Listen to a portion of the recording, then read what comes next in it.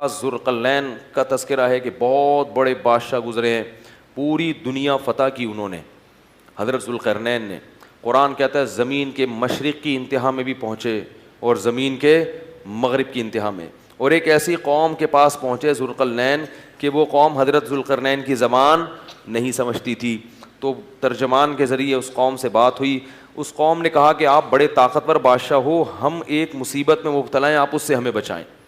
وہ مصیبت کیا ہے؟ انہوں نے کہا یاجوج ماجوج ایک قوم ہے جو زمین میں فساد مچا رہی ہے،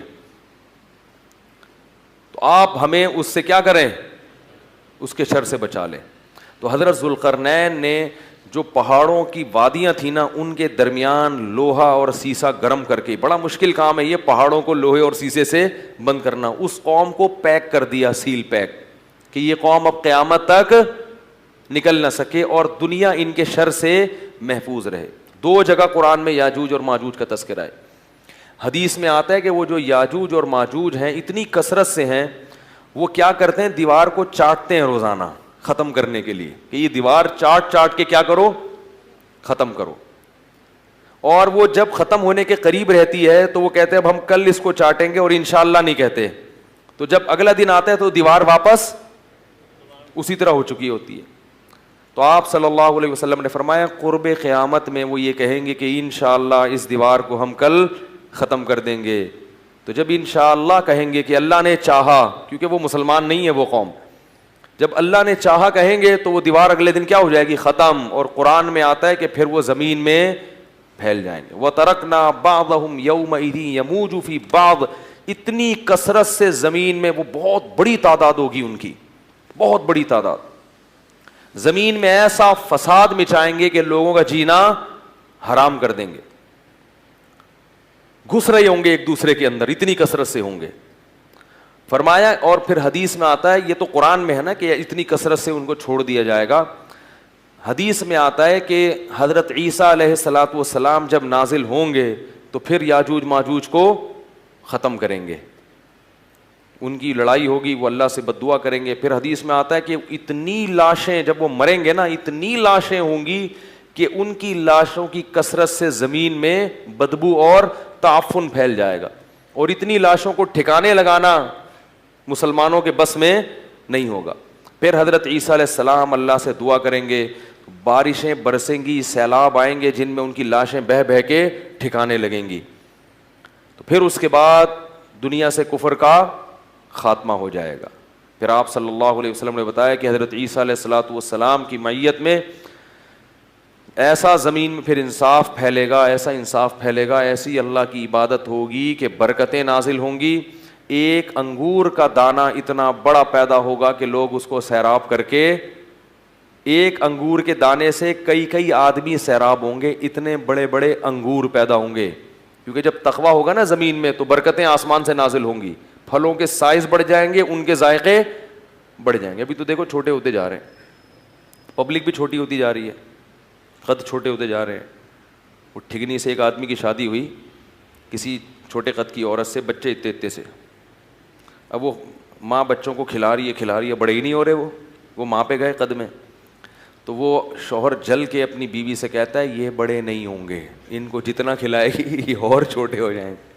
کہتا ہے ان کے ساتھ پودے لایا تھا، وہ بڑے ہو گئے اور یہ اتنے کے، یہ کوئی پرانے زمانے کا ہم نے کلپ سنا تھا۔ تو ہر چیز جو ہے نا اس کی برکت کیا ہو رہی ہے؟ ختم۔ اب آپ دیکھو، ہمیں یاد ہے بچپن میں جب روٹی پکتی تھی نا کچن میں، خوشبو آتی تھی دور تک، اب روٹی میں خوشبو ختم ہو گئی ہے، تو برکتیں ختم ہو رہی ہیں، ذائقے ختم ہو رہے ہیں۔ ہری مرچوں میں مرچیں نہیں ہیں، میں ہری مرچوں کا عاشق ہوں، میں کھانے میں ہری مرچ کے بغیر کھاتا نہیں ہوں، اور ایسے چباتا ہوں ایسے ایسے کر کے، مجھے لوگ دیکھتے ہیں۔